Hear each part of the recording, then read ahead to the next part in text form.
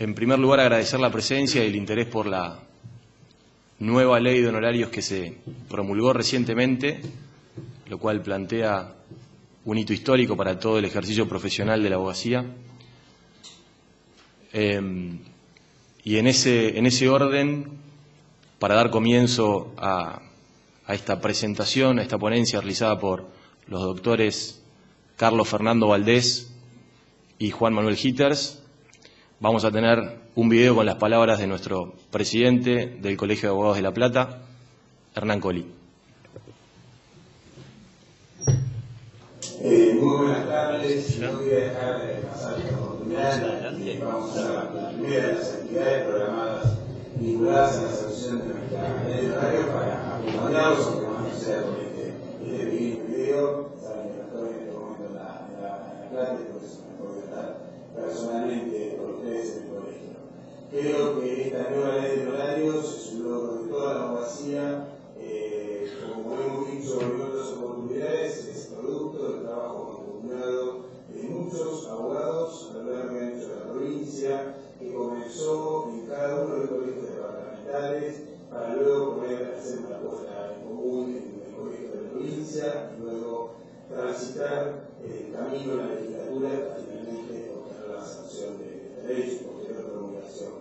Esto precisamente es un mérito colectivo, no es un mérito de ninguna persona particular, sino una demostración que los abogados y los colegios de abogados, cuando nos decidimos a trabajar en conjunto y hacer una apuesta en conjunto en beneficio de la profesión, podemos lograr resultados como este. La ley reivindica algunas cuestiones que ya veníamos trabajando, que ya veníamos solicitándose en la jurisprudencia, tales como el carácter alimentario de nuestros horarios, su carácter de orden público y fundamentalmente la reivindicación de la autonomía provincial para regular esta materia. Sin embargo, el camino que hoy comenzamos a transitar con esta ley es un camino que dista de ser un punto de llegada, sino precisamente tenemos que comenzar a acompañar la implementación de la ley y comprometernos todos los abogados, cada uno de nosotros, en los asuntos en los que intervenimos y obviamente contando con el respaldo de nuestro colegio a defender la ley en las instancias judiciales. Sabemos que la ley va a tener algunas dificultades en su implementación y nosotros desde los colegios tenemos que acompañar, estamos decididos a hacerlo como lo venimos realizando con la ley anterior y continuar haciendo la tarea de apoyo a los abogados a proteger y garantizar una justa retribución por el trabajo profesional y fundamentalmente defender estos valores que recién señalábamos, los principios que tiene nuestra ley, para que precisamente se pueda concretar y que esto permita una mejor calidad de vida para los profesionales, una mejor retribución para nuestro trabajo y consiguientemente la realización de nuestra tarea. No quiero extenderme en esta intervención, sé que los expositores van a dar cátedra realmente de todos los contenidos, mucho más particularizados, que contiene nuestro nuevo ordenamiento y precisamente para convocarlos a esta tarea de defender cada uno de nosotros la ley en su implementación y poder intervenir como colegio frente a algún desajuste que se produzca precisamente en su aplicación. Lo primero que tenemos que hacer es conocerla, profundizar su estudio, descubrir su espíritu y, en definitiva, conocer los fundamentos que llevaron a su sanción. Les agradezco la atención de estos minutos y les deseo que puedan tener una provechosa actividad en compañía de tan distinguidos expositores.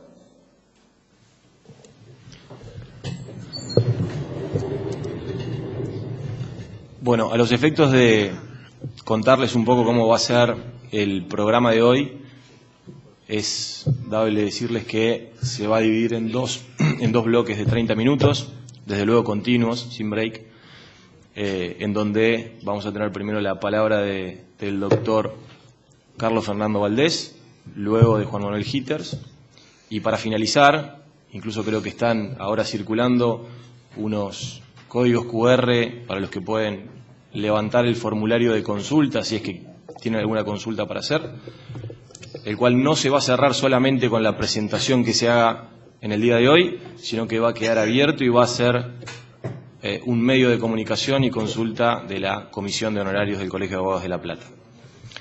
Bien, vamos a comenzar con la presentación formal del doctor Carlos Fernando Valdés. Él es abogado, es escribano, seguramente muchos lo conocen, es desde hace muy poco tiempo vicepresidente del Colegio de Abogados de La Plata, también es presidente de la Comisión de Honorarios del Colegio de Abogados de La Plata y de la Comisión de Defensa de la Ley 5.177. Además de ello, es titular asociado de la Cátedra de Derecho Comercial 1 de la Universidad Católica de La Plata. Le damos la bienvenida al doctor Carlos Fernando Valdés. Bueno, buenas tardes. Para mí, estar presente hoy en este acto de puesta en valor de la Ley 14.967 representa una importante carga emotiva. Realmente lo siento así porque empezamos a trabajar desde la Comisión de Honorarios del Colegio de La Plata en esto desde el año 2014, en la presidencia de Fernando Levene, que está acá presente, le agradezco la presencia. Y bueno, en aquellos tiempos empezamos a trabajar y después se conformó dentro del Colproba la Comisión de Honorarios que llevó a cabo esta importante misión que se coronó con que hoy tenemos realmente una nueva ley de honorarios para todos los abogados y procuradores de la provincia de Buenos Aires.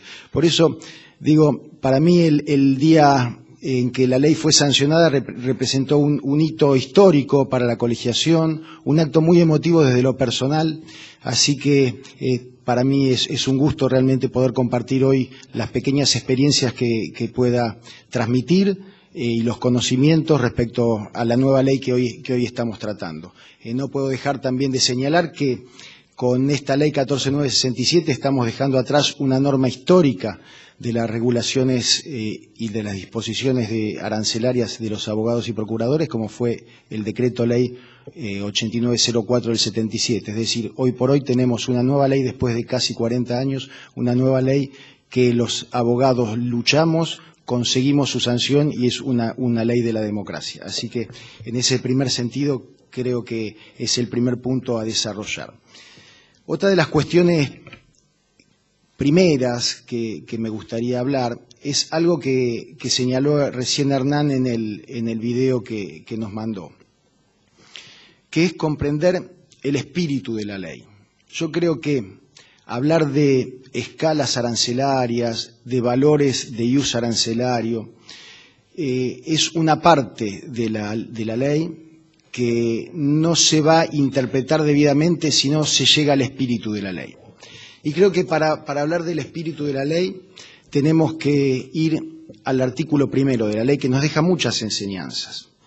En primer lugar, el carácter alimentario de los honorarios profesionales. Esto es una situación novedosa en el texto expreso de la ley. Ya teníamos, es una cuestión sobre la que la jurisprudencia se había expedido en forma reiterada, pero no estaba dentro en el texto expreso de la ley, así que hoy realmente tenemos esa situación del carácter alimentario de los honorarios, que no es una cuestión menor porque termina conjugando con otras situaciones previstas en la ley. Por ejemplo, con el artículo 54, inciso B, que se refiere a la mora de los honorarios, en donde se da una opción al abogado de ejecutar el honorario con más la tasa de interés del artículo 552 del Código Civil y Comercial, que se trata del interés de los alimentos, de los créditos alimentarios adeudados. O sea, fíjense cómo a través del carácter alimentario se enlaza con una posibilidad de ejecución del honorario a la tasa prevista por el artículo 552 del Código Civil y Comercial para los alimentos, que es una tasa activa más alta de plaza. Otra de las cuestiones vinculadas al carácter alimentario de los honorarios profesionales está vinculada a la inembargabilidad de los honorarios regulados a los abogados. Fíjense que se produce esto asociado al carácter de retribución del trabajo profesional, la inembargabilidad de los honorarios hasta el importe del salario mínimo vital y móvil, es decir, que hasta ese punto el honorario es inembargable y en lo que exceda hasta un 20%, esto es lo que termina estableciendo la ley con un carácter novedoso también, que es coincidente con el carácter alimentario y el carácter de la retribución del trabajo profesional. Es decir, esto es habitual en los trabajadores, la posibilidad de que sea inembargable parte de su sueldo. El tema del carácter alimentario es una pauta interpretativa que en definitiva quienes sean los operadores jurídicos de la norma van a tener que tener en cuenta para cualquier solución que se preste en el marco de la aplicación de la nueva ley, es decir, considerar siempre el carácter alimentario de los honorarios y la finalidad tuitiva de la norma. El carácter alimentario no impide que se establezca la cesión, la posible cesión de los créditos. Esto está también previsto en el artículo 540 del Código Civil y Comercial, es decir, que está la posibilidad de ceder créditos, alimentos devengados y no cancelados, con lo cual tampoco habría impedimento para que se pudieran ceder honorarios profesionales. La cesión aparece limitada en el nuevo ordenamiento a que la cesión deba hacerse exclusivamente a favor de otro profesional matriculado y en ese caso es el profesional cesionario quien deberá hacerse cargo del pago de los aportes previsionales.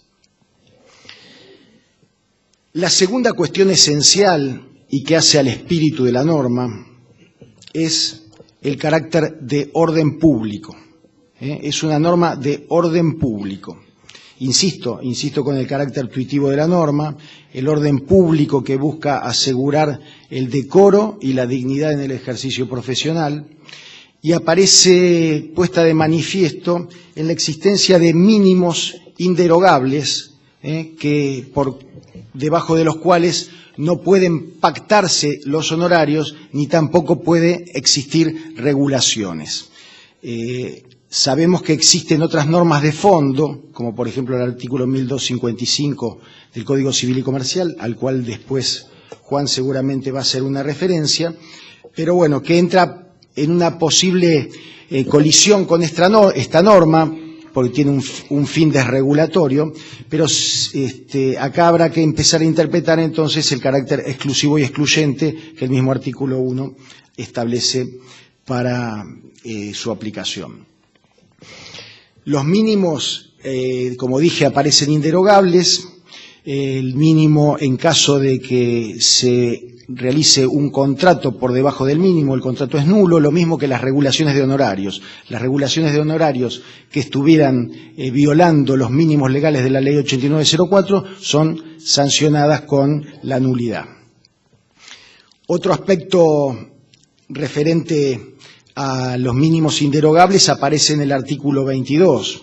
El artículo 22, si ustedes recuerdan el texto en la ley anterior, y hago un pequeño paréntesis, muchos de los artículos ustedes van a ver que son similares, porque en definitiva la ley, el ordenamiento arancelario, esto es bueno de señalarlo también desde un principio, no implica un orden absolutamente nuevo de los honorarios, ¿sí? Se resguarda la estructura de la norma pasada y se introducen cambios que realmente son importantes y bueno, que son los que vamos a ir viendo ahora.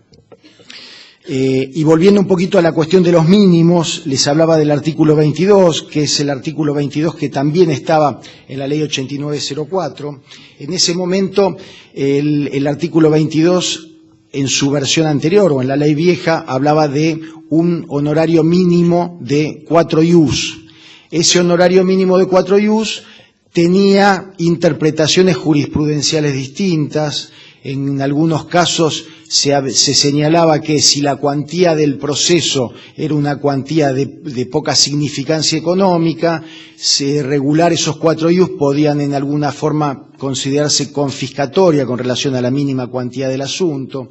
y en otro sentido también se señalaba que esos 4 ius podían entenderse como que se trataba de una tramitación completa del juicio, de forma tal que un abogado que intervenía en una parte del juicio se le fraccionaba o se le dividía ese 4 ius, y en definitiva se terminaba desnaturalizando, y ahí era fácil advertir la existencia de regulaciones. Nosotros la veíamos con frecuencia en la comisión de honorarios, colegas que venían digo a protestar, pero venían a poner en conocimiento de la comisión regulaciones de honorarios de 200, 500, 300 pesos, realmente que no se condecían con la dignidad y con la jerarquía del profesional. Entonces, respecto a estos mínimos, el nuevo artículo 22 trata de buscar una solución a estas dos problemáticas que yo les señalaba, y en primer lugar dice que el mínimo es con independencia de la cuantía que pudiera tener el asunto. O sea, ya no entra en juego la cuantía, con lo cual se despoja la idea de esta de confiscatoriedad posible de la aplicación del mínimo con relación a la baja entidad que pudiera tener económica el pleito.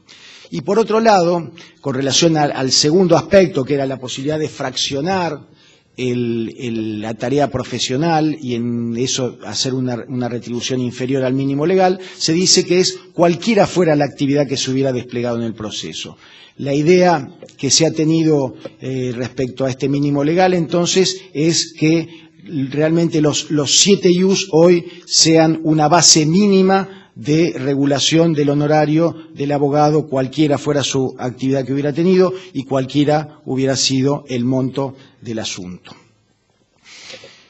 Algunos podrán decir, estamos hablando de un 7 ius, que hoy por 972, estamos en 9 por 7, ustedes me dirán más o menos cuánto. Estamos hablando de alrededor de 6.000 y pico, 7.000 pesos. Quizás alguno sí, bueno, estará en ese monto. Alguno sostenga que puede ser excesivo por algún trámite en particular o por una actuación. Yo particularmente no lo creo así. Quedará pendiente eventualmente buscar algún tipo de excepción si se logra avanzar en los procedimientos de menor cuantía, sobre los que se ha estado trabajando, ¿no es cierto, Juan Manuel, en el Colegio de Abogados? Mientras tanto eso no ocurra, creo que el arancel mínimo de los 7 ius del artículo 22 debe ser inconmovible, cualquiera fuera la actuación que haya tenido el profesional. Perfecto, 6.804. Otra cuestión vinculada al orden público es la irrenunciabilidad del honorario, ¿no es cierto? Ustedes saben que el honorario no es renunciable anticipadamente, sí se puede renunciar una vez que el honorario está regulado. Esto se sigue manteniendo en la ley, pero se introduce un caso de la posibilidad de renuncia del honorario, que está dado cuando el abogado actúa en representación o patrocinio de ascendientes, descendientes, consanguíneos, afines o convivientes. Esto está previsto en el artículo 11 de la ley y, en definitiva, está encerrando una excepción al principio de la irrenunciabilidad del honorario en función de esta representación. Estos dos son los caracteres esenciales, entonces, el carácter alimentario, el carácter de orden público y la aplicación exclusiva y excluyente, que yo no me quiero meter mucho en ese tema, que quizás lo aborde si tiene tiempo Juan Manuel. Paso al segundo de los temas, que son los contratos y los pactos de honorarios. Yo siempre digo desde la Comisión de Honorarios que quienes son los primeros que tenemos que defender los honorarios somos nosotros como abogados. ¿Por qué? Porque tenemos las herramientas para hacerlos. Y esas herramientas son los contratos y los pactos de honorarios. Por eso, no recuerdo si es el artículo 2, habla de en defecto de contrato se aplica la ley. Es decir, la ley tiene una aplicación subsidiaria a la existencia de los contratos y de los pactos. Por eso, la primera responsabilidad cuando nos quejamos de la mala retribución profesional que tenemos los abogados es hacer un mea culpa y que tenemos las herramientas primeras para poder defenderlo a través de los contratos y los pactos de honorarios. La nueva ley legisla en forma conjunta el convenio de honorarios y los pactos de quota litis. Antes el pacto de quota litis aparecía desarrollado en un artículo que era el artículo 4, hoy aparece legislado conjuntamente. Y las novedades que encontramos en el tema de las cuotas litis es que aparece la posibilidad de celebrarse contratos o pactos de cuota litis en materias que hasta este momento resultaban prohibidas. Encontramos entonces la posibilidad de celebrar pactos de cuota litis en materia de alimentos, en temas previsionales, que esto realmente eran situaciones que estaban directamente prohibidas, aparecen con una limitación de hasta el 20%.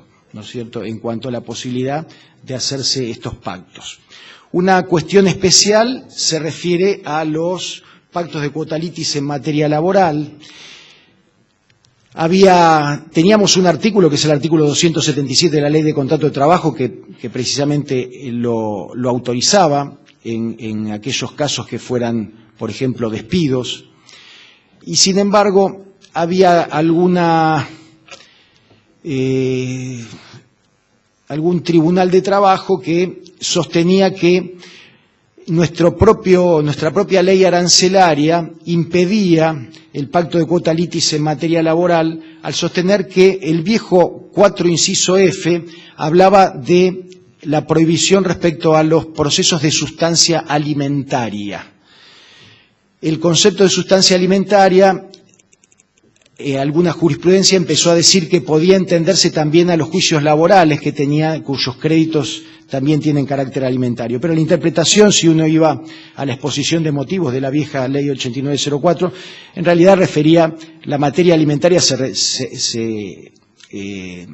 refería expresamente a los procesos de alimentos y no a los procesos laborales, de forma tal que ya no existía nuestro criterio impedimento para celebrar pacto de cuota litis en materia laboral, en cuestiones reguladas por la Ley de Contrato de Trabajo, precisamente porque era una situación que estaba ya regida por el artículo 277.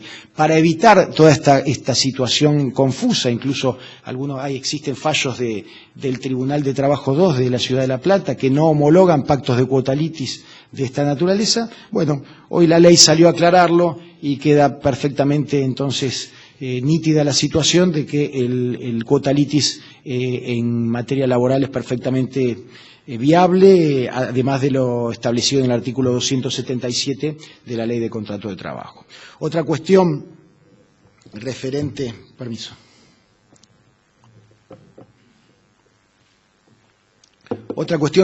a los pactos de cuota litis es la posibilidad de realizar pactos de cuota litis cuando existieran menores o incapaces. Esta también es una situación novedosa. Sabemos que los asesores de incapaces se oponían a esta situación. Hoy la ley lo prevé. Obviamente estos pactos de cuota litis deben celebrarse con los representantes legales de los menores e incapaces y entiendo yo que deberá sustanciarse con un traslado a la correspondiente asesoría. Bueno, hay muchas cosas para hablar, vamos a seguir avanzando, sé que los tiempos no son muchos, pero ahora me gustaría empezar a hablar acerca de las modificaciones de la ley que importan aumentos de las retribuciones profesionales.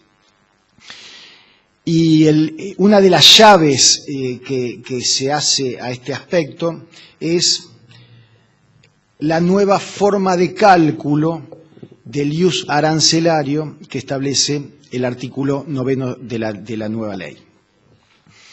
Ustedes saben que el ius arancelario representaba representaba el 1% del haber del juez de primera instancia, sobre la base de 3 años de antigüedad. Hoy la nueva ley resuelve o ha decidido hacer un nuevo cálculo del ius arancelario, de forma tal de que se mantiene el porcentaje del 1% sobre la remuneración del juez letrado de primera instancia, pero calculándosela sobre la base de una antigüedad de 15 años y aclarándose que se deben computar todas las remuneraciones de cualquier tipo que deba percibir el juez, tengan o no tengan carácter remuneratorio, y solamente están excluidas aquellas cuestiones que deriven de situaciones personales del magistrado. Fruto de este nuevo cálculo, era previsible que tuviéramos una modificación sustancial del valor del ius arancelario, que pasó de ser de 664 a los 972 con motivo de la acordada 3869 del 17, que fue dada por la Suprema Corte de la Provincia de Buenos Aires el mes pasado. Una acordada que, si ustedes la leen, aparece con una pequeña introducción que a mí no me gusta, pero bueno, dice, sin haber juicio acerca de la constitucionalidad de la ley citada. Bueno, es una manifestación que se abre en la acordada. No sé si estará adelantando alguna duda que pueda tener o no, pero bueno, está expresada en la acordada 3869. El informe acerca del nuevo valor del ius, la ley lo exige que sea mensual. Hemos visto con frecuencia que los nuevos valores de ius previsional salen en acordadas de la Corte con carácter retroactivo, de forma tal que muchas veces el abogado ha perdido parte de su honorario con motivo de esa dilación que existe en la fijación de los nuevos valores, y al fijarlos con carácter retroactivo, por ahí existen regulaciones en donde ya se han fijado valores en ius que en realidad no eran los acordes por la aplicación posterior. Así que bueno, tenemos esa situación. Es una situación que ha llevado a una importante valorización del ius arancelario, que se conjuga en el mismo artículo 9 con el aumento sobre la serie de procesos que aparecen individualizados en el mismo artículo 9, procesos que son de naturaleza no pecuniaria, en donde aparece el honorario tarifado o fijado en ius arancelarios. Entonces, ahí tenemos en algunas situaciones, después ustedes podrán hacer la comparativa entre la cantidad de ius que tenía la ley 8904, la cantidad de ius que establece la nueva ley, y también van a encontrar una diferencia en los procesos. ¿Por qué? Porque el nuevo texto del artículo 9, cuando habla de los procesos no susceptibles de apreciación pecuniaria, ha tomado en cuenta los nuevos procesos a partir de los códigos del Código de Procedimiento Civil y Comercial, las modificaciones en materia penal, las modificaciones en los trámites, lo que era antes el registro público de comercio, hoy registro público. Es decir, aparece una adaptación de los procesos del artículo 9 a la nueva realidad de los procesos vigentes, y concomitantemente hay aumentos de las tarifas en ius arancelarios en muchos de los casos. Uno de los ejemplos que puedo dar, porque siempre es uno de los procesos sobre los que más se trabaja con arancel fijo, es en el tema de los divorcios. De los divorcios teníamos un arancel que estaba fijado en 30 ius, que hoy se ha pasado a un arancel de 40 ius, o sea, 10 ius más, y sumado a la diferencia de valor de ius, llevan hoy a un honorario en materia de divorcio alrededor de los 38.000 pesos. Habrá que ver después cómo se termina interpretando el tema de la aplicación de los 40 ius. Por mi parte, entiendo que se trata de honorarios mínimos para cada uno de los profesionales. Sin embargo, bueno, no ha sido la postura concordante de muchos juzgados, ya que hemos visto cómo en las situaciones actuales de divorcios por presentaciones unilaterales se regulaba honorarios únicamente al profesional que promovía la demanda de divorcio y existen fallos o existían, ahora voy a explicarlo por qué, en donde se consideraba la situación del abogado que se presentaba con el otro cónyuge como inoficiosa y no se le regulaba honorarios. Sin embargo, bueno, después las cámaras empezaron a corregir esta situación y empezaron a darle la posibilidad de la retribución, porque sin duda no se trataba de una presentación o presentaciones inoficiosas del letrado que se presentaba representando al otro cónyuge, que lo hacía estar a derecho, que implicaba una serie de entrevistas, una serie de asesoramiento profesional, la presentación de la respuesta a la propuesta del convenio regulador, es decir, había una serie de cuestiones que muy por lejos de resultar inoficiosas merecían ser retribuidas. Ya les digo, 40 son los ius, en mi caso entiendo que corresponde a cada uno de los presentantes, veremos cómo sigue la cuestión de acá en adelante. En el mismo artículo 9, que también establece la tarifación de los honorarios mínimos por la tarea extrajudicial, también se producen aumentos en ius respecto a tareas que son muy cotidianas en la labor del abogado, por ejemplo, la evacuación de la consulta verbal, que antes estaba en 0,5 ius, hoy está en 1 ius, y la consulta escrita, que estaba en 1 ius, que ahora está, creo que, en 2 ius. Estos son honorarios mínimos que, bueno, son de mucha utilidad para los profesionales, sobre todo para los profesionales jóvenes, que muchas veces no tienen esa capacidad de negociación por ahí para poder defender su honorario. Bueno, acá la ley les marca un piso un poco más digno de lo que existía. Lo mismo que aparece los gastos de apertura de carpeta, con un mínimo de 5 ius. Y también me gustaría señalar acá en esta parte del artículo 9, aparecen los honorarios mínimos en materia de mediación. Me refiero no a los honorarios de los mediadores, que tienen su regulación en la ley especial, sino de los abogados que actúan por alguna de las partes en la etapa de mediación y que tienen un honorario mínimo de 7 ius. Pasamos ahora a otras situaciones de incremento.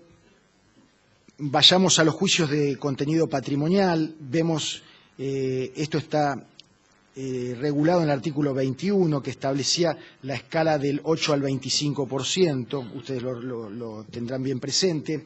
Esta escala lo que hace es, se sube el mínimo, se sube de un 8 a un 10%, con lo cual, y se sigue manteniendo el máximo del 25%, o sea, lo que antes era del 8 al 25, hoy va a ser del 10 al 25%.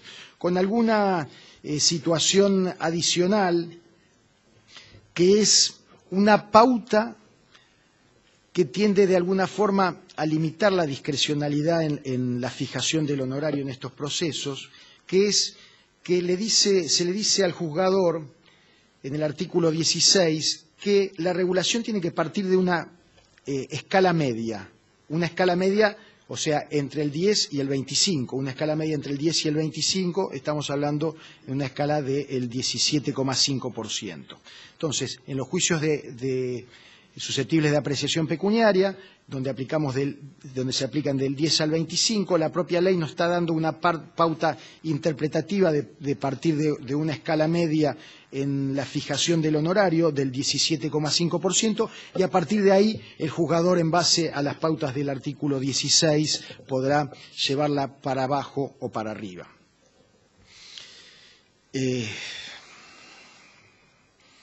También, respecto a esta situación, la propia ley establece una pauta respecto a la situación del letrado de la parte perdidosa. En el artículo 26 dice que el honorario del letrado de la parte perdidosa no puede superar el 70% del honorario del abogado de la parte victoriosa, que está fijado precisamente ahora entre el 10 y el 25%. Otras situaciones de incremento de honorario, en este caso en forma indirecta, porque lo que se está incrementando es la base regulatoria, se dan los supuestos de los rechazos de las demandas. La situación sigue estando en el artículo 23.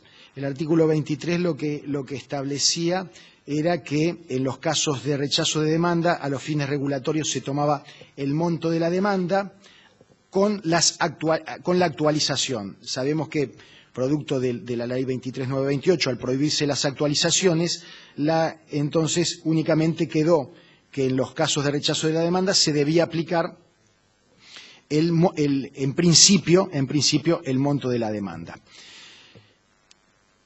La duración de los procesos hacía que los montos de demanda fueran paulatinamente consumidos por la inflación, entonces estos montos de demanda quedaban diluidos en el tiempo y las regulaciones de honorarios, producto de los procesos en donde se rechazaban las demandas, terminaban licuadas, lo que generaba la disconformidad de los abogados de las partes demandadas, generalmente gananciosos en estos tipos de procesos.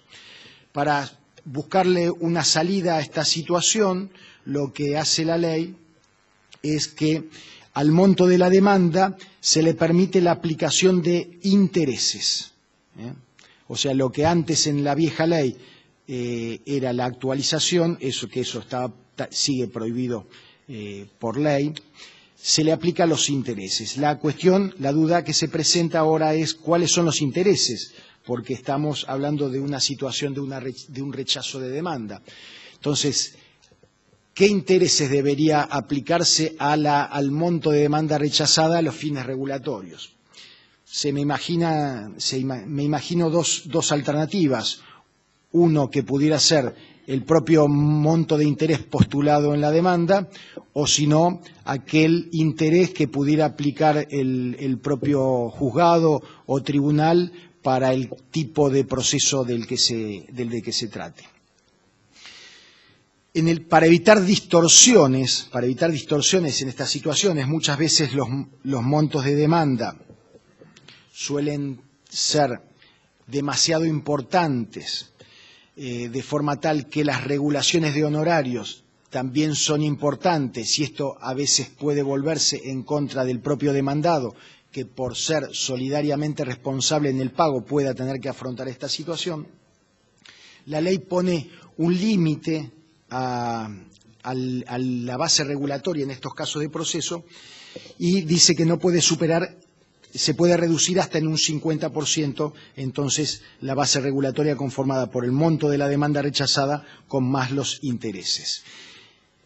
Esto para buscar una solución con un fin equitativo y para evitar distorsiones. Esto es lo que establece el artículo 23.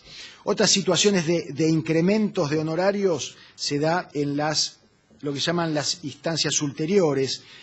El texto anterior era el artículo 31, sigue estando en el artículo 31. El artículo 31 en su versión pasada decía en segunda o ulterior instancia.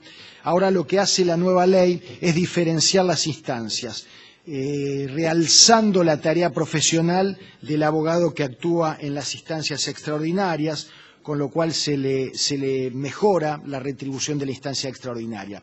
Respecto a las segundas instancias, tenemos que el mínimo que era del 20 se sube al 25, el máximo queda igual, con lo cual hoy las tareas de la segunda instancia quedan entre el 25 y el 35%, y lo que le decía, se establece expresamente la retribución de las instancias extraordinarias, llevándolo a una escala de entre el 30 y 40% del importe de la primera instancia. fíjense que se realza con relación a la segunda instancia el importe de las instancias extraordinarias. Otra cuestión novedosa respecto de las instancias de apelación es que establece que en el caso de que se obtenga la revocación total del fallo,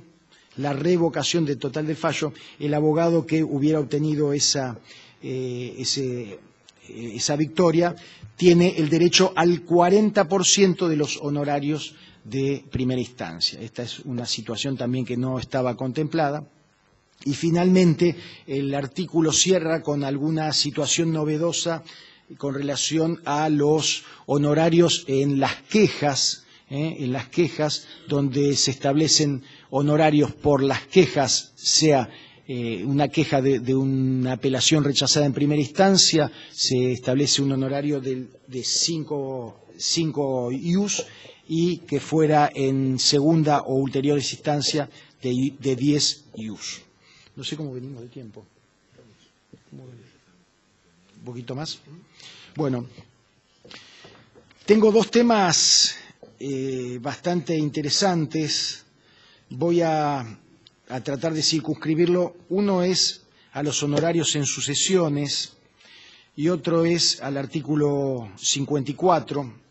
Así que con eso voy a redondear porque si no me voy a pasar de los tiempos. Las sucesiones, ustedes saben que adolecían de un grave problema en cuanto a los honorarios profesionales, producto de los valores fiscales que no representaban en absoluto el valor de los bienes y los valores de mercado de los bienes. De forma tal que la realidad nos demostraba que la tarea de un martillero que celebraba un boleto de compraventa tenía un honorario muchísimo mayor del de un abogado que había tramitado una sucesión y había puesto en condiciones del bien de poder ser vendido. Para tratar de solucionar parcialmente esta situación, en el nuevo artículo 35 se mantiene la regulación de las sucesiones en el artículo 35, se mantiene la escala arancelaria entre el 6 y el 20, lleva a la base regulatoria a la aplicación del coeficiente o el corrector del acto a la evaluación fiscal, de forma tal que hoy la evaluación, la base regulatoria está compuesta por la evaluación fiscal del impuesto al acto.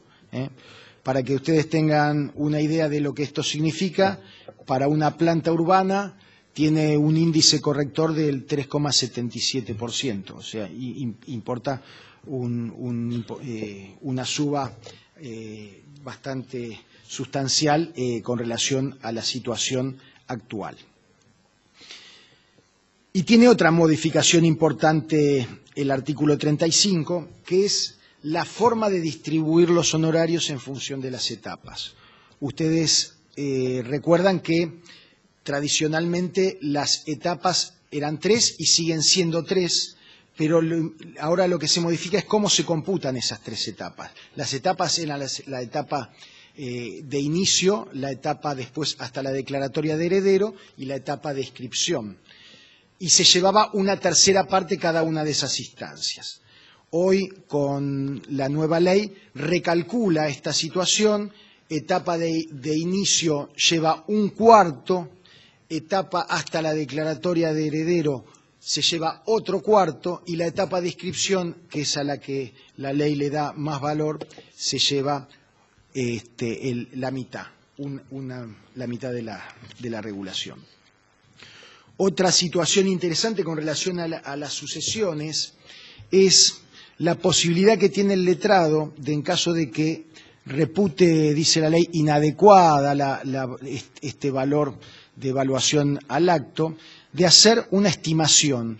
Esta situación de la estimación estaba prevista para los juicios sobre inmuebles o derechos sobre los inmuebles en el artículo 27, inciso A, pero no estaba prevista para las sucesiones, en donde sí estaba prevista que si constaba en el expediente alguna tasación o algún valor de venta, constaba en el expediente, se podía tomar a los fines regulatorios, pero no se podía adjuntar una tasación o una estimación exclusivamente a los fines de la regulación.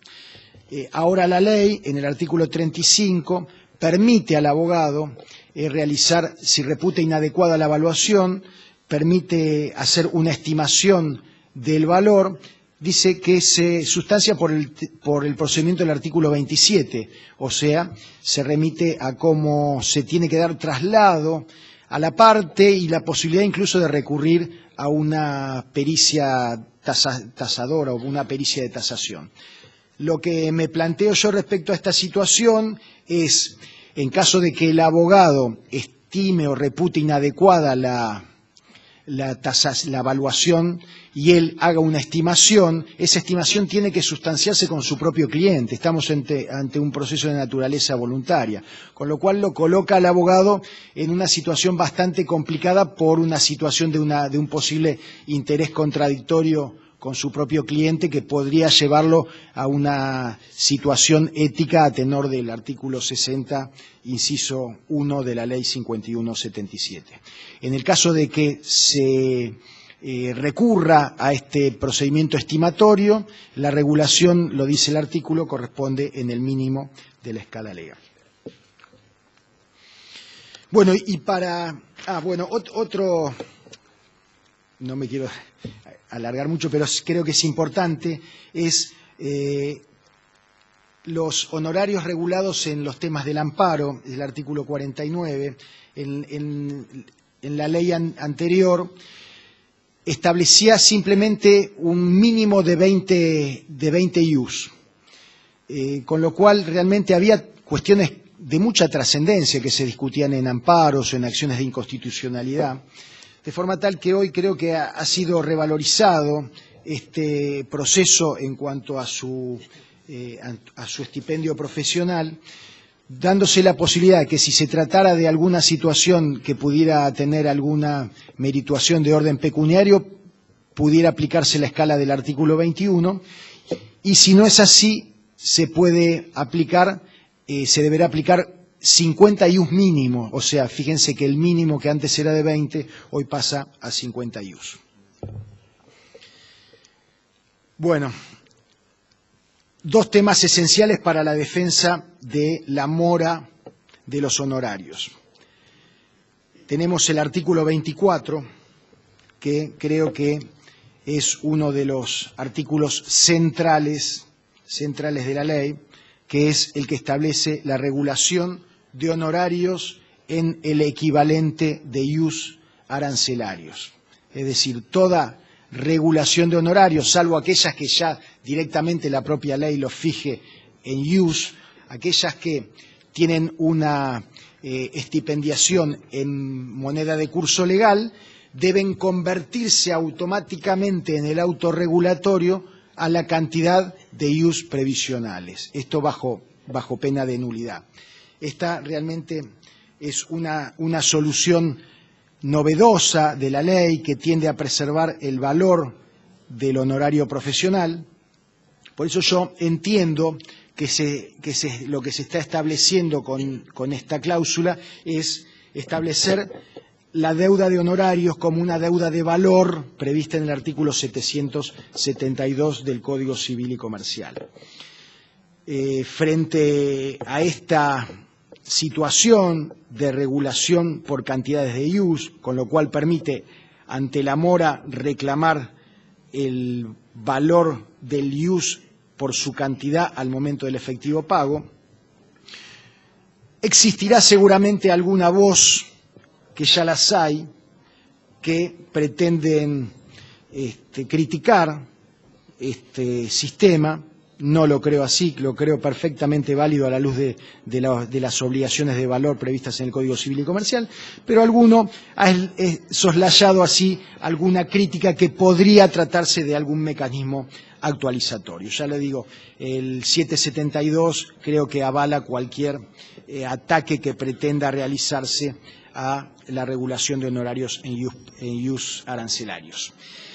La otra cuestión trascendental que hace a la defensa del honorario en mora es la alternativa que tiene el artículo 54 de la forma de reclamar el honorario en mora.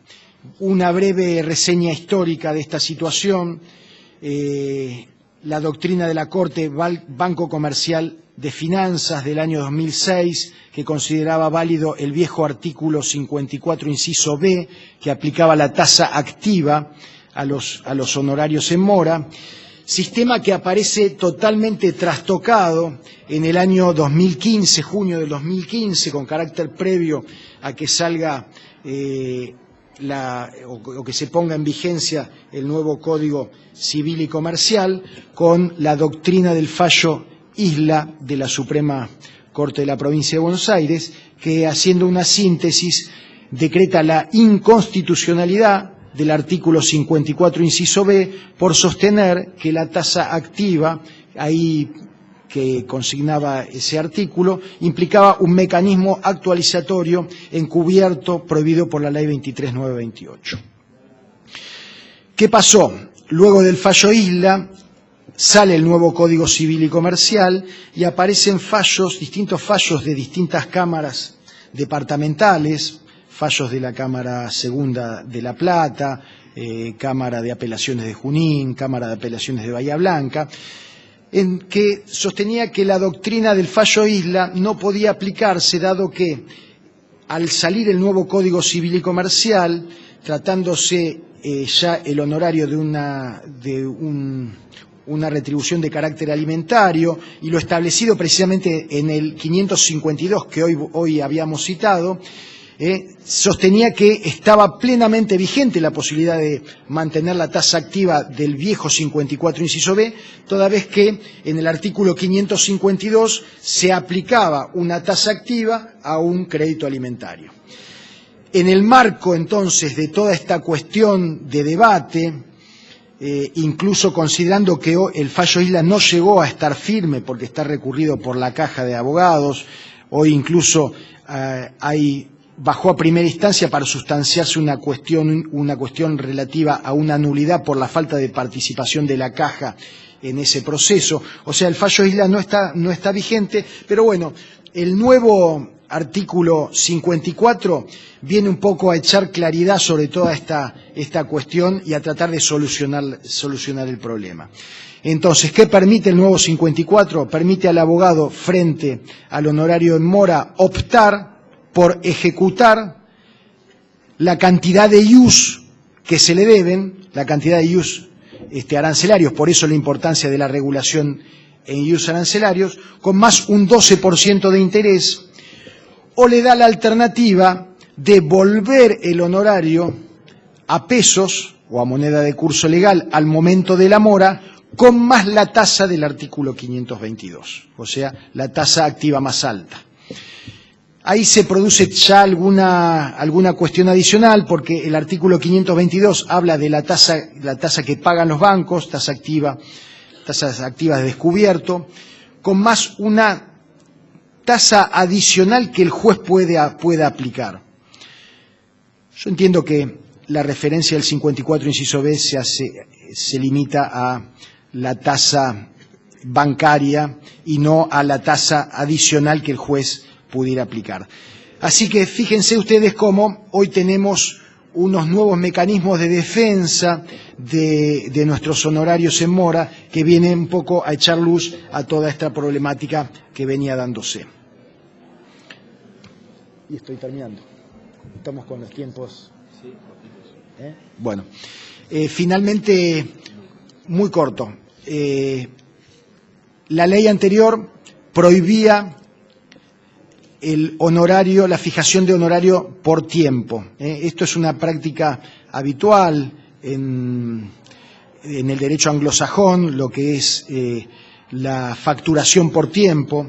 Hoy esta alternativa está prevista y es perfectamente posible en nuestra ley únicamente en materia extrajudicial. No puede pactarse, obviamente, sigue la prohibición de pactarse el honorario por tiempo respecto a temas judiciales, pero en materia extrajudicial, lo que se conoce como el time billing, está perfectamente entonces aceptado hoy por nuestra nueva ley 8904. Bueno, esto es un pantallazo, hay un montón de cuestiones que quedan pendientes.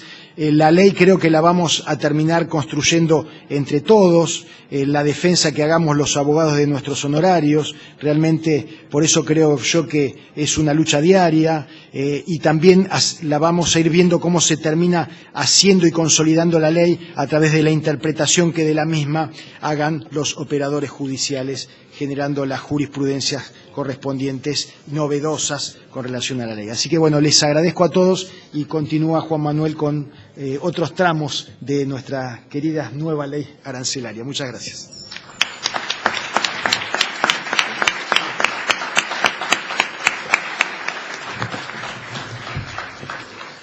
Bueno, para continuar con la presentación, ahora vamos a tener al doctor Juan Manuel Gitters, abogado, director del área académica del Colegio de Abogados de La Plata, director del Instituto de Derecho Procesal, Civil y Comercial, también del Colegio de Abogados de La Plata, y profesor de Derecho en la Facultad, la Universidad Nacional de La Plata, en la Cátedra de Derecho Procesal 2.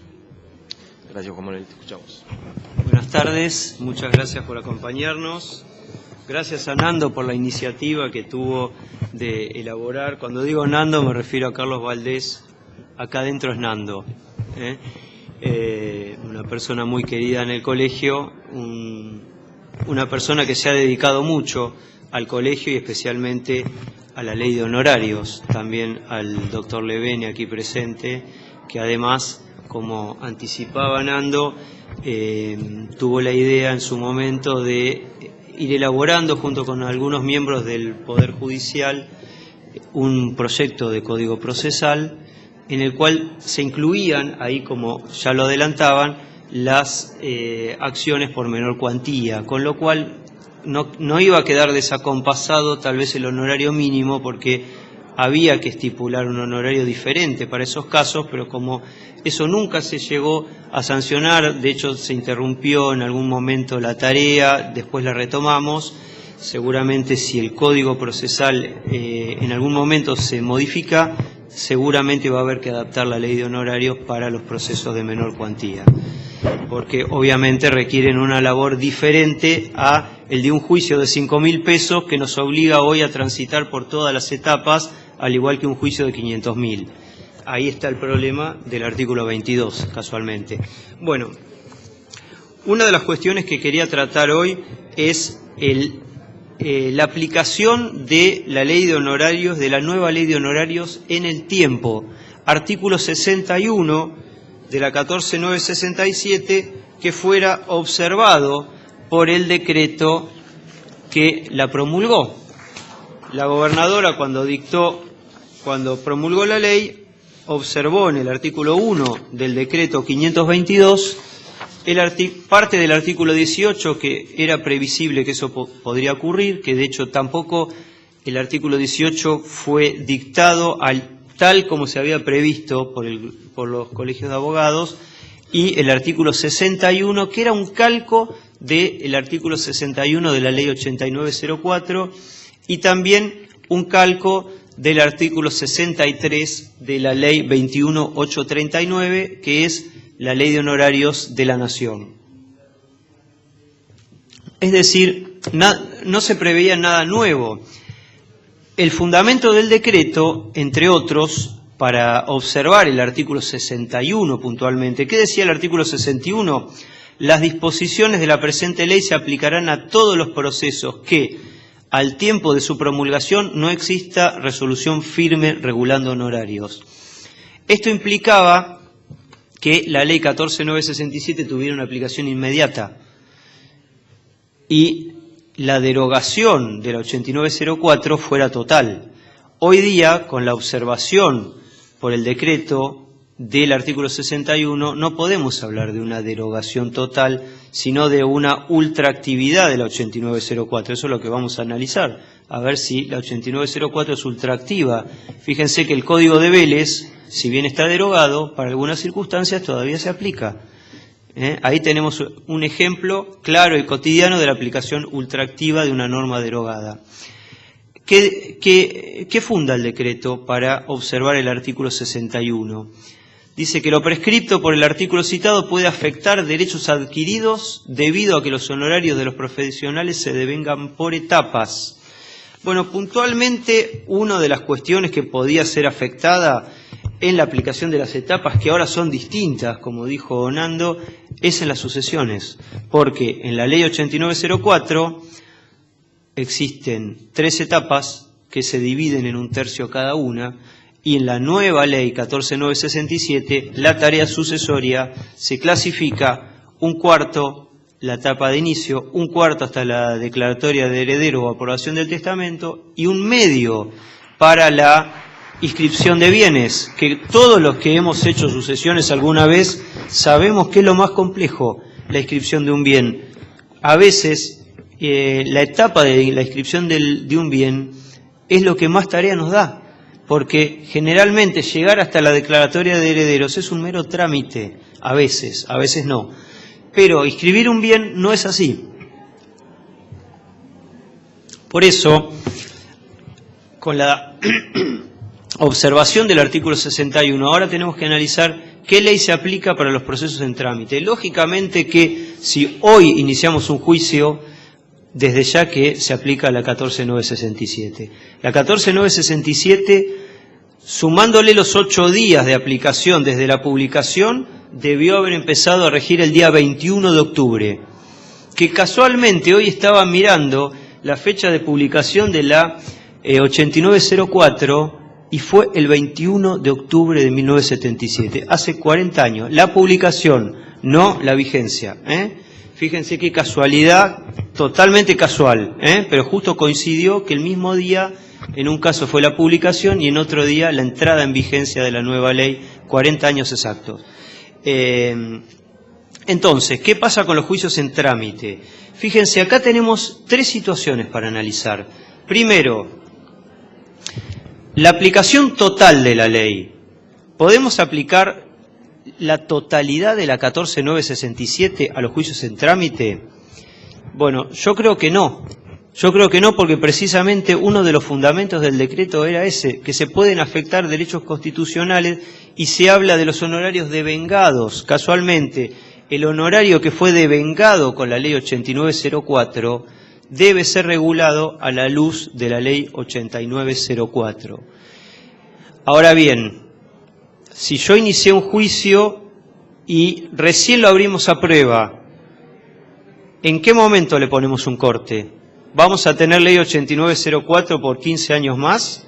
Ahí la jurisprudencia va a tener que delimitar en qué momento le va a poner un corte. Si es que la mayor parte de las tareas se hicieron bajo la norma 14967 o bajo la 8904, eso lo va a ir delineando la jurisprudencia.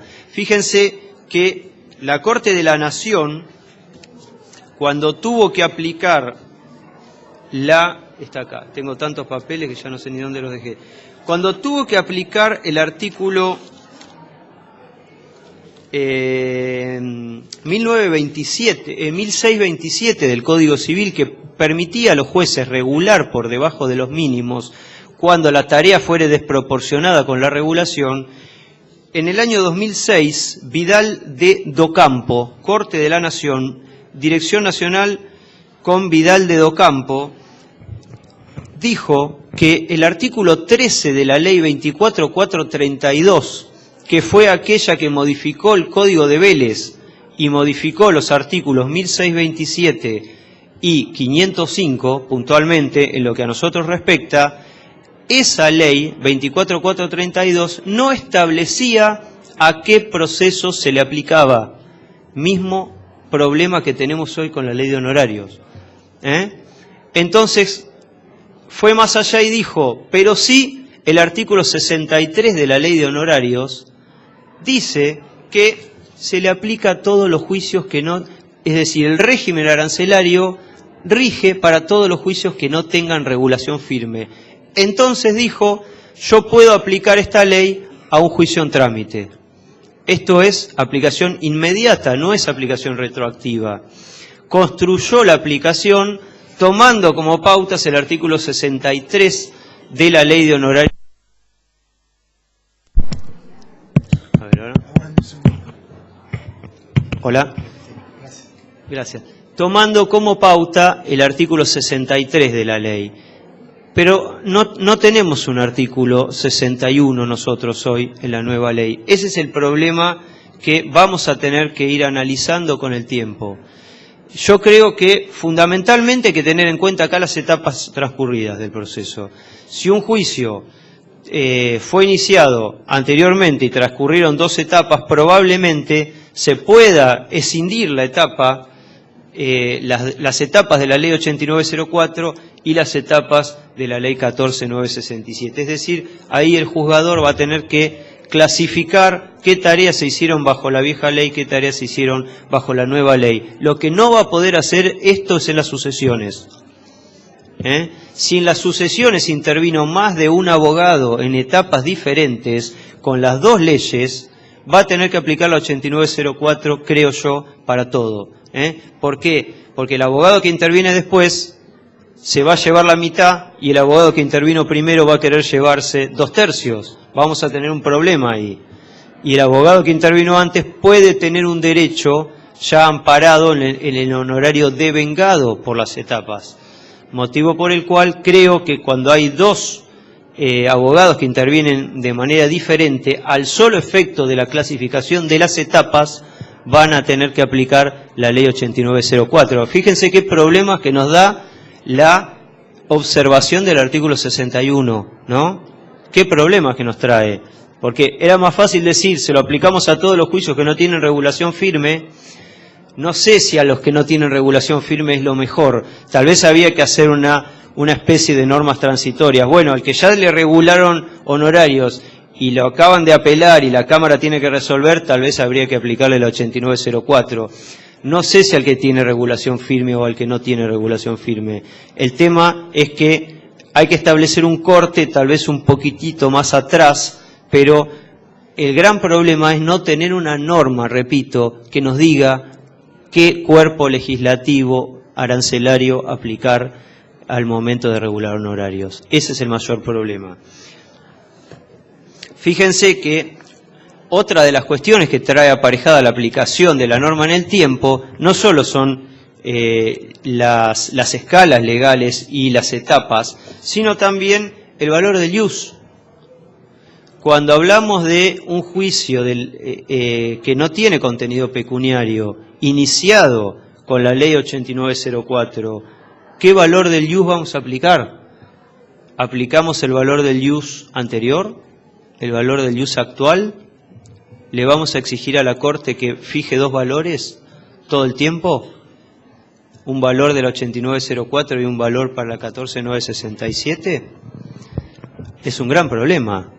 Cuando interponemos un recurso extraordinario, ¿qué valor aplicamos? ¿El nuevo? 500.000 pesos.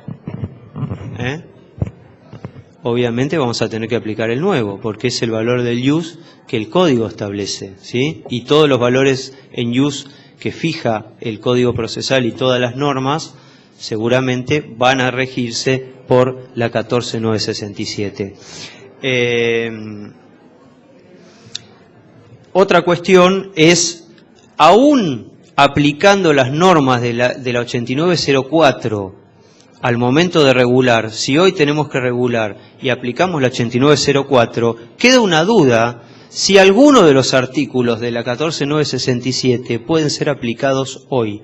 ¿Por qué? Fíjense, hay algunos que son normas estrictamente procesales. Porque dentro de la ley de honorarios, más allá que el honorario es una materia procesal, podemos separar, podríamos decir que parte es derecho de fondo, escalas, etapas, digamos que es derecho de fondo por ahora, más allá de que sean normas procesales. Pero hay otras que son normas procesales. El artículo 15, el artículo 16 y el artículo 30 como mínimo de la ley pueden ser normas estrictamente procesales y que podrían resultar de aplicación inmediata a las regulaciones de honorarios que se tengan que practicar a partir de ahora. Fíjense, el artículo 15 no es exactamente igual al 15 que teníamos hasta ahora. El 15 establece que la regulación de honorarios debe ser fundada bajo pena de nulidad tomando en consideración los siguientes recaudos. ¿Qué decía el 15 de la 8904? Deberá ser fundada con cita legal, bajo pena de nulidad. Ahora, el 15 remite al 16, además de los parámetros que aquí indica. Indicar el monto del juicio. Hoy, cuando el juez regula, analizaremos si corresponde aplicarlo ahora o no, pero supongamos que iniciamos un juicio hoy. Cuando el juez regule, el 15 lo va a tener que cumplir. El problema es, repito, si hoy el juez regula, si también tiene que aplicar el 15. ¿Me siguen? Más allá de aplicar las escalas y aplicar los valores del 8904, tiene que aplicar el 15. Este es un detalle delicado porque podría ser nula la regulación de honorarios, aún, repito, aplicando el 8904 para las regulaciones. Precisar el monto del juicio cuando existiere, es decir, cuando el juez regula honorarios tiene que decir la base regulatoria, léase base regulatoria, cuando dice precisar el monto del juicio, es tanto. Referenciar los antecedentes del proceso, probablemente decir cuál es el objeto del proceso, no hacer todos los autos y vistos, los considerandos como la sentencia, porque eso ya está dicho. Precisar las pautas del artículo 16, ahí se remite al 16, pero acá lo que la ley exige tal vez es un análisis más exhaustivo al momento de regular y más concienzudo de quien lo hace, porque puede pasar, de hecho nos ha pasado, yo no quiero menospreciar la tarea, pero a veces la tarea de regulación de honorarios no se hace con el debido fundamento, con el debido análisis de las circunstancias, y hay casos que cuando uno empieza a sumar las regulaciones de honorarios por la misma parte en un juicio sumario, por ejemplo, que pudo haber tardado 5 o 6 años, nos da el 12%. Para todos los abogados de la misma parte. Entonces ahí hay algo que no se hizo bien y tal vez no se ha justificado debidamente. Por eso, este análisis, por más que pese a quien lo tenga que hacer, puede llevar a la aplicación de una regulación más justa. Y el último inciso... Sí. Hay un inciso Sí. ahí que me gustaría que... El D. Cuando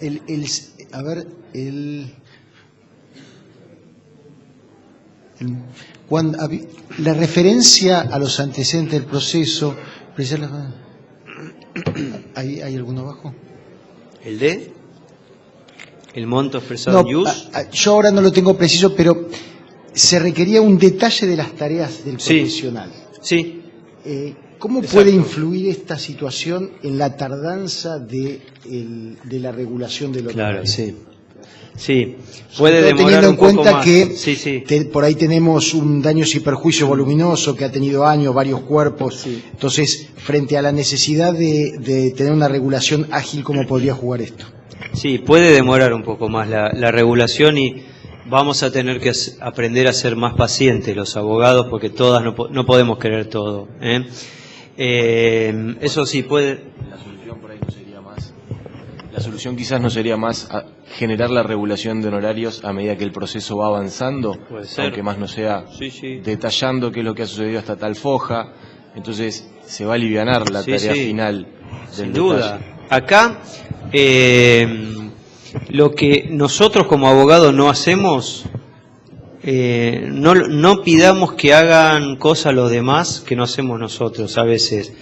¿Qué tengo por costumbre hacer yo en todos los juicios? Cuando pido la certificación de prueba, yo le digo al juez cuál es la prueba realizada, cuál es la prueba ofrecida, cuál es la prueba producida, cuál es la prueba declarada caduca, negligente y desistida de todas las partes, indicando sus fojas. Se ofreció a fojas tal, se produjo a fojas tal, se desistió a fojas tal. El testigo fulano declaró a fojas tal. ¿Por qué? Porque esto es colaborar con la tarea judicial. No es cuestión de decir se certifique la prueba. Es muy fácil. Entonces, creo que muy bien lo que vos dijiste. No solo podríamos ir pidiendo regulaciones parciales como lo habilita la ley, sino que además al momento de regular, como a veces se hacía, pero ahora creo que nos tenemos que poner la ley al hombro y detallar cuáles son las tareas realizadas a los fines de lograr no solo la regulación más justa, sino alivianarle la tarea al juzgador. Lógicamente, uno siempre tiende a tirar agua para su molino. Hay que tratar de ser objetivo acá, ¿no? Porque cuando pedimos la regulación le van a regular a todos, no me van a regular a mí solo, le van a regular al otro también. Entonces habría que detallar las tareas de todos, por lo menos. Y de los peritos. Acordémonos de los peritos, que siempre nos olvidamos, los pobres peritos quedan boyando, especialmente nosotros somos los que nos olvidamos. Entonces, el artículo 15 es de aplicación inmediata. Yo creo que es de aplicación inmediata. Fíjense que el inciso D del artículo 15 establece que el monto deberá estar expresado en use. Bueno, acá podríamos tener un problema. Si para fundar o para aplicar la escala o el porcentual usamos la 8904, tal vez tengamos que seguir aplicando la regulación en pesos cuando nos fundamos en la 8904. Es decir, esto lo dejo como interrogante, no es una afirmación. Aún aplicando el 15 a los juicios iniciados anteriormente, tal vez el juez no debería seguir literalmente el inciso D, sino los primeros 3 incisos del artículo 15, porque el inciso D está hecho para funcionar con toda la ley, de manera conjunta, no de manera aislada para los procesos anteriores, porque la ley es orgánica, no la podemos ir desmenuzando. Esta es una norma procesal, el artículo 15, tal vez el D no se aplica para esas circunstancias. Otra de las cuestiones que el juez debe aplicar, creo que de manera inmediata, aún a los juicios en trámite, es la última parte, o sea, todo el 16, porque es casi igual al anterior, pero se le agregan algunas cosas al 16. Lo que ya adelantaba Nando, que el juez debe regular en la media de la escala, y si debe ir por debajo, tiene que fundarlo expresamente, explicar por qué va por debajo. Y a veces puede ser que en algún caso tenga que ir por debajo. Fíjense que la escala del 21 es para el proceso ordinario y para el sumarísimo. Entonces, hoy tenemos un proceso del consumo sumarísimo y tal vez un juicio ordinario del mismo monto, donde la tarea tal vez no es la misma. Entonces, el juez, si considera que tiene que regular menos de la escala, deberá fundarlo. No es cuestión de decir, le regulo el 10% y no aclarar por qué lo hizo. Esto sí tiene que fundarlo, y además, como ya se adelantó, no puede violar los mínimos legales. Bueno, los mínimos legales no se pueden violar, salvo que se aplique el artículo 1255 del Código Civil, ex 1627, que permite que para los procesos de cuantía desmesurada en los cuales la regulación de honorarios puede ser desproporcionada con las tareas, le permite al juez ir por debajo del mínimo. Y precisamente, ya lo decía, lo establece la ley 24432 cuando modificó el Código de Vélez. En el artículo 2 modificaba el 1627, pero en el artículo 13 de la misma ley 24432 copia ese artículo 1627 que incorporó al Código de Vélez, o sea, un párrafo que se incorporó al Código de Vélez, y establece algo que no está en el 1627, pero que está vigente porque la 24432 no fue derogada. Es decir, este artículo 13 de la 24432 está vigente. ¿Qué establece? En tales casos, es decir, cuando el juez regula por debajo del mínimo, amparándose en el ex 1627, hoy 1255, deberá indicar bajo sanción de nulidad el fundamento explícito y circunstanciado de las razones que lo llevaron a tomar esa decisión. Casualmente, la Corte Suprema de la Nación, en el año 2007, declaró arbitrario y revocó una regulación por arbitrariedad. Atención, ¿cómo fundar el recurso? Por arbitrariedad, dijo, es necesario explicar cuál fue concretamente el trabajo realizado por los profesionales y demostrar que su calidad, extensión y eficacia es desproporcionada con la retribución fijada. Es decir, si el juez va a aplicar por debajo el mínimo amparándose en el Código Civil o Código Civil y Comercial, debe fundarlo y explicarlo. Cencosud con DGI, 10 de abril de 2007, Corte de la Nación, también lo dijo en el año 2006 en Ausón con YPF, Ausón con A y con Z. Parece un chiste de Tangalanga, ¿no? Con A y con Z. Descalificó, o sea, descalificar un fallo es arbitrariedad. Cuando la Corte descalifica un fallo, dice esto es arbitrario, la vía es, el recurso extraordinario federal es uno solo, es alegar la arbitrariedad. Hay que tener presente que si esto lo hace el juez de primera instancia, la arbitrariedad hay que alegarla ya en el recurso de apelación, porque si no perdemos la vía federal. Por eso hay que estar muy atento con estas cosas, porque si se nos pasan al apelar, puede ser injusto, pero después nunca vamos a llevar a la Corte de la Nación. Y además, si fuera arbitrario, podríamos pasar por la Corte de Provincia por debajo del monto. Con lo que acabamos de decir, el artículo 278, el monto del recurso extraordinario de inaplicabilidad de ley, que seguramente va a ser el que tengamos que plantear en provincia, es de 500.000 pesos el monto mínimo, y no nos va a dar el monto, porque en materia de honorarios se aplica el 278. Entonces, si no alegamos la arbitrariedad cuando surgió, que pudo haber sido en primera instancia, en Cámara, cuando fuere, no vamos a poder llegar a la Corte de la Nación. ¿Qué más? Para ir terminando. Entonces, puede ir por debajo del mínimo solo en esas circunstancias. Si el juez no respeta los mínimos legales, acá la ley establece una causal de juri, una falta en los términos del artículo 21. Esto va a ver cómo se va a ir delineando con la jurisprudencia. Olvidémonos por el momento de esto, tratemos de calmar las aguas, tratemos de que esto no ocurra, tratemos de que el juez regule por arriba del mínimo legal. Si lo hace, lo tiene que fundar, amparado en las causales, no, yo no puedo ir por debajo del mínimo en un juicio de 10.000 pesos, lógicamente no está diseñado para ese tipo de juicios.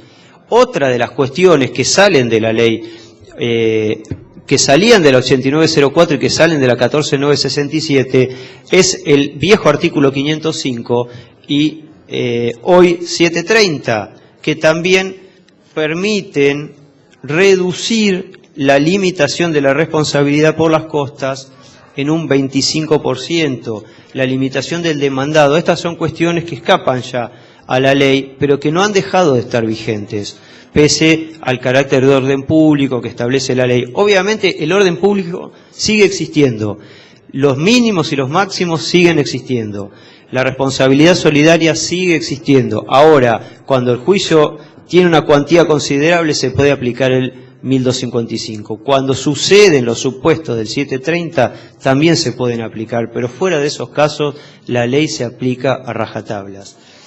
Entonces, para ir terminando, el artículo 730 establece la responsabilidad del condenado, generalmente va a ser el demandado. Ahora vamos a ver que la Corte también lo aplicó para algunos casos que no estaban previstos, en un 25% del monto de la sentencia, laudo, transacción. Atención con esta palabra, atención con esta palabra porque puede chocar con el artículo 25 de la Ley de Honorarios, no lo vamos a tocar ahora. La responsabilidad de costas, entonces, 25%. ¿Qué abarca esta responsabilidad por las costas? Bueno, ya se ha dicho que es el monto de la liquidación. Sobre el monto de la liquidación hacemos un 25%. El juez, cuando regula honorarios, en primer lugar, ¿debe aplicarlo de oficio o no debe aplicarlo de oficio? Si uno lee el 730 parece que sí. Parece que el juez debería aplicarlo de oficio, más allá que es un derecho disponible el límite de la responsabilidad. Algunos jueces no lo hacen de oficio. Yo creo que es la postura correcta, no sé si corresponde hacerlo de oficio. ¿Qué abarca esta responsabilidad del 730? Abarca exclusivamente los honorarios de la parte que resultó gananciosa, los honorarios de los peritos, tasa de justicia sobre tasa de justicia y aportes de honorarios, perdón, de aquellos honorarios. Y solamente de primera instancia. Queda la duda si los incidentes de primera instancia están dentro o fuera del 730. Ya hay fallos que lo declaran fuera del 730. Es decir, la limitación solamente se refiere a los honorarios del principal y no a los incidentes. No abarca las etapas de ejecución, no abarca las etapas recursivas, sino solamente el proceso principal y del honorario del abogado que resultó ganancioso. Ahora, esto implicaba que la demanda prosperara. La Corte de la Nación, de la provincia, aplicó el mismo supuesto para el supuesto de rechazo de la demanda. Aquí se lo aplicó ¿a quién? Al actor, que era el que tenía que pagar las costas. En un caso,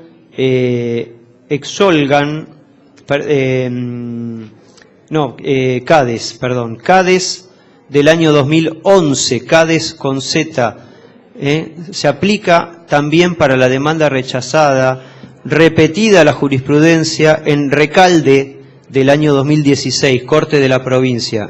Lo dijo varias veces. El último fallo que yo conozco es Recalde de 2016 y el primero fue CADES del año 2011. Porque ¿qué pasaba? Se lo aplicaban al perdidoso cuando la demanda prosperaba, porque ese era el espíritu de la ley, y no se lo aplicaban al perdidoso cuando la demanda era rechazada. Entonces la Corte dijo, no, esto es injusto, hay que aplicárselo siempre al perdidoso, prospere o no prospere la demanda. Bueno, con esto terminamos, dejamos una ronda de preguntas, tal vez breve, no sé cómo, no me quiero entrometer en la organización administrativa. Muchísimas gracias.